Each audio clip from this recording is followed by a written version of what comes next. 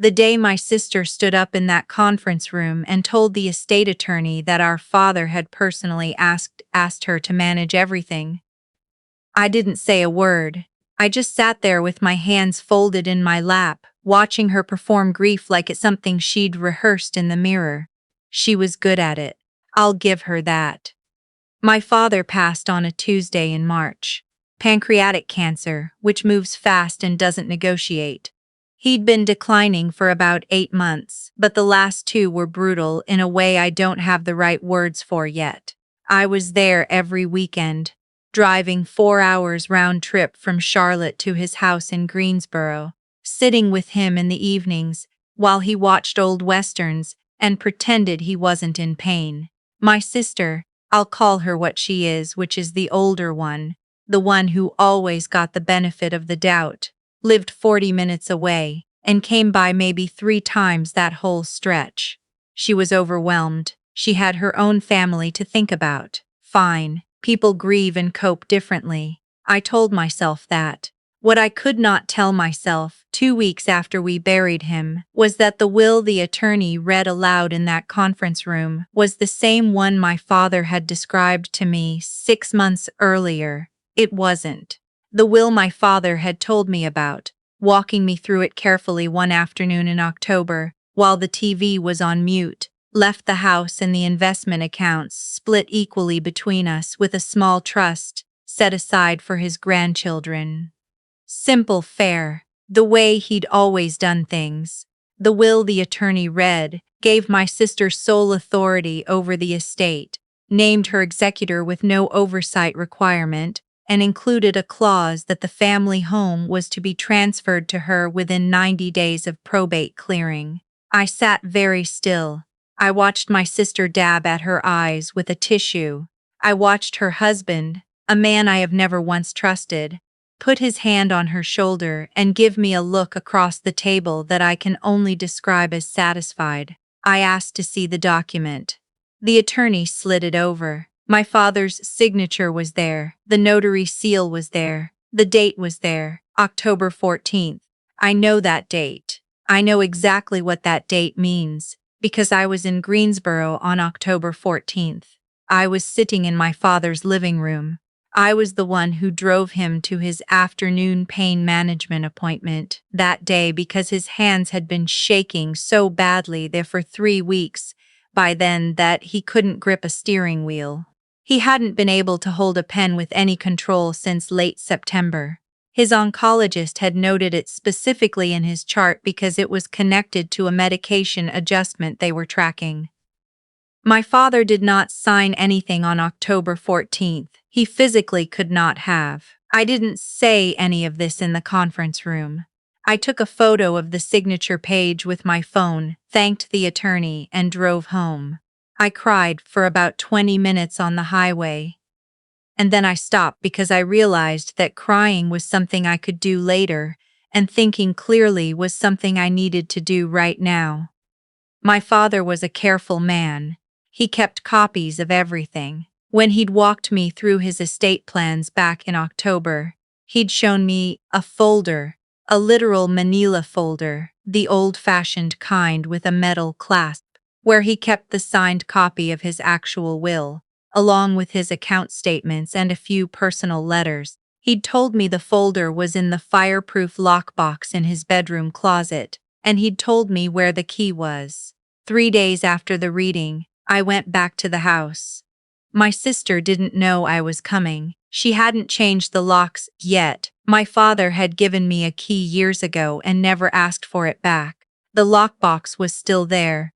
The key was still where he'd said it would be, taped inside the back cover of a dictionary on his nightstand. My father had a sense of humor about hiding things in obvious places.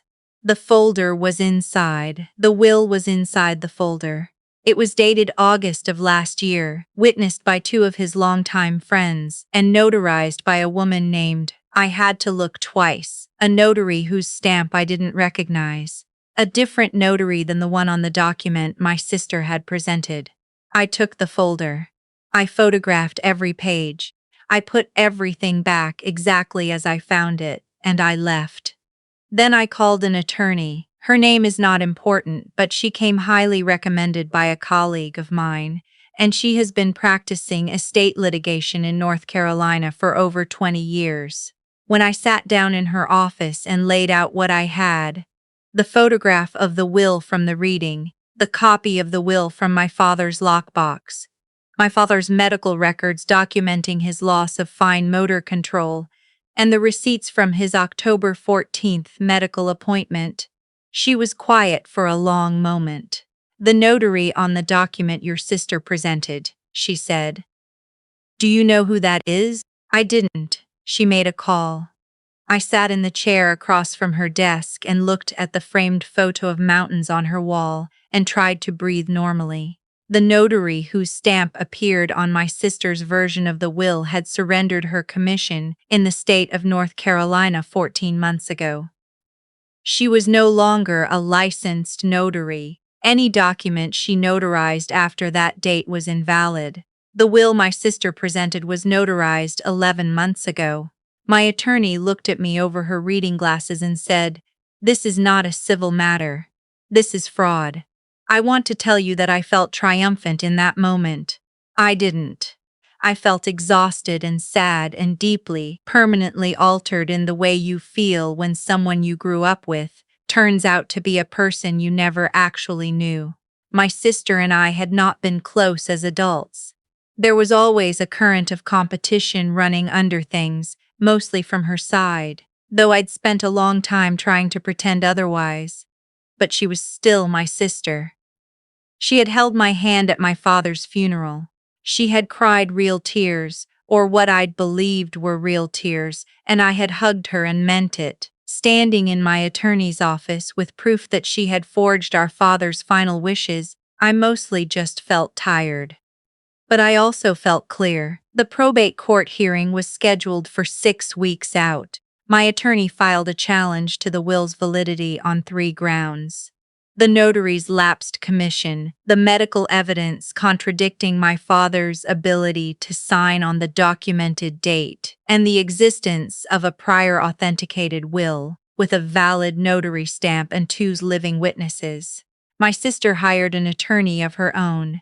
He was aggressive in the preliminary filings, called my challenge an act of bad faith by a grieving sibling seeking to overturn the clearly documented wishes of the deceased.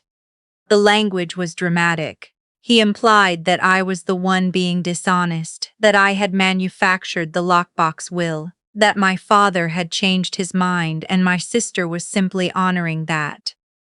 I expected this. My attorney had warned me. What I had not expected was my brother-in-law. 3 weeks before the hearing, he called me.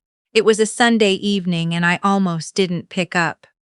He told me, calmly, almost pleasantly, that I should consider dropping the challenge, that going forward would get ugly, that he had information about some financial decisions I'd made in my 20s that he thought would be embarrassing if it became public. Old credit card debt, a repossessed car, a period of about 2 years in my late 20s when I was not, financially speaking, in a good place. I let him finish. Then I said, "My attorney will be expecting your attorney's call," and I hung up. What he did not know, what I hadn't told anyone except my attorney, was that I record my phone calls. I'm in a one-party consent state. It's a habit I picked up years ago after a bad experience with a contractor who denied saying things he'd said. I have a call recording app on my phone that runs automatically. I sent the recording to my attorney that night. The morning of the hearing, the conference room in the Guilford County Courthouse was smaller than I'd imagined. I'd expected something more formal. High ceilings, dark wood, the weight of the room matching the weight of the situation. Instead, it was fluorescent lit and smelled faintly of coffee and old carpet. My sister was already there when I arrived, seated beside her attorney, wearing black like she was still at the funeral. Her husband sat in the row behind her. He did not look at me when I walked in. My attorney and I sat across the table. The judge, a woman in her 60s with short silver hair and an expression that gave away absolutely nothing, arranged the documents in front of her with the efficiency of someone who had done this 10,000 times and found theatrics boring. My sister's attorney went first. He laid out their position. The will was valid. My father had chosen to update his estate plan and had every right to do so. My challenge was motivated by my own disappointment at being passed over. He spoke for about 12 minutes. He was polished. He used the phrase, "the clearly expressed wishes of the deceased," 4 times. The judge listened without interrupting. When he finished, she looked at the document and then looked up.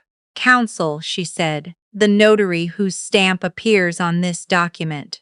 Can you tell me the date her commission expired?" The silence that followed was about 3 seconds long. It felt longer. My sister's attorney shuffled through his papers. He conferred in a low voice with a paralegal behind him. My sister turned slightly in her chair and looked at her husband.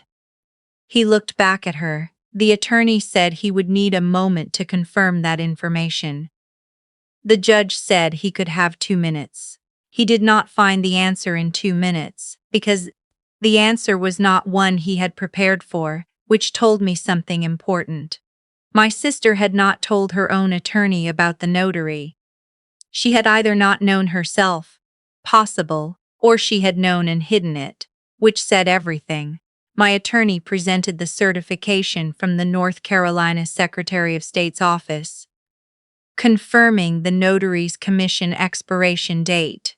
She presented the medical records. She presented the receipts from my father's October 14th appointment, time-stamped, with the clinic's address in Greensboro. She presented the authenticated will from the lockbox, with the stamps from 2 witnesses who had both already provided sworn affidavits confirming they'd been present for the signing in August. Then, with the judge's permission, she presented the phone call recording. My brother-in-law sat very still in the row behind my sister. I did not look at him. I looked at the table in front of me. The judge listened to the recording with the same expression she'd worn through the entire proceeding. When it ended, she removed her reading glasses, set them on the table, and was quiet for a moment. "Is there anything further from either party?" she asked. My sister's attorney said he'd like to request a continuance to gather additional evidence. The judge denied it. She said the evidence before her was sufficient to rule on the question of validity. She said the document presented by the respondent, my sister, failed to meet the legal requirements for a valid will under North Carolina law on multiple independently sufficient grounds. She said the authenticated will from August would stand as the operative document. Then she looked at my sister directly and said, "The court will also be referring this matter to the district attorney's office for review." My sister's face didn't crumble. It went blank. That was somehow worse. Her attorney gathered his papers. Her husband stood up and put on his jacket and walked out of the room before anyone else moved. He didn't wait for her. I sat in my chair for a moment after the judge left. My attorney put her hand briefly on my arm and said, "Good, just that word." I nodded. I didn't trust my voice. The referral to the DA's office moved slowly, the way these things do. I want to be honest about that. It took months, not weeks, and there were stretches of time where I heard nothing and had to resist the urge to call and ask. What I can tell you is that my brother-in-law was ultimately the one who talked. He hired a separate defense attorney from my sister, which should tell you something about how much he trusted her by the end, and his attorney worked out an agreement that involved him providing a full account of what had happened in exchange for reduced exposure. What happened was this. My sister had found a woman through her husband's network, someone who had previously held a notary commission and was willing, for money, to backdate and stamp a document as if she were still licensed. My sister had typed the new will herself, using the formatting from an old estate document she'd found in my father's files. She had presented it to this woman, paid her in cash, and then presented it to the estate attorney as if it were legitimate. She had done this while our father was still alive, while he was still in that house watching westerns and trying not to show how much pain he was in. She had already written her version of what came after. My brother-in-law knew. He had not stopped her. He had, in fact, helped her find the woman with the stamp. His cooperation with the investigation was what made the case against my sister straightforward. She was charged with will forgery and obtaining property by false pretenses. Under North Carolina law, will forgery is a felony. She accepted a plea agreement. I was not in the courtroom for that. I didn't want to be. The house stayed in my father's estate. It sold 8 months later. The proceeds were split the way my father had actually intended, equally, cleanly, with no one's thumb on the scale. The trust for the grandchildren was funded. His investment accounts were distributed. I kept his folder, the manila one with the metal clasp. I don't know exactly why. It sits in my desk drawer now and I open it sometimes, not to look at anything in particular, just to remember that he was a careful man, that he made a plan and wrote it down and meant it, that even after he was gone, it held. My sister and I have not spoken since the courthouse. I don't expect we will. There is a version of this story where I feel grief about that, and I do sometimes, late at night when things are quiet. I grieve the sister I thought she was and wasn't.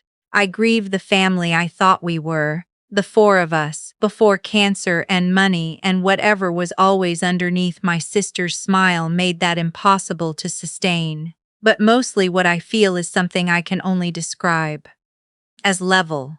Like I found the floor. My father used to say that the truth doesn't need an advocate. He meant it about business dealings. He'd had a long career in commercial real estate and had watched a lot of handshake deals go sideways. But I think he meant it about more than that. I think he understood that if you document carefully and tell the truth, and don't flinch when it's inconvenient, you don't have to shout to be heard. He was right. He usually was. He just didn't know, in the end, that the person he most needed to be documented against was someone who called him Dad,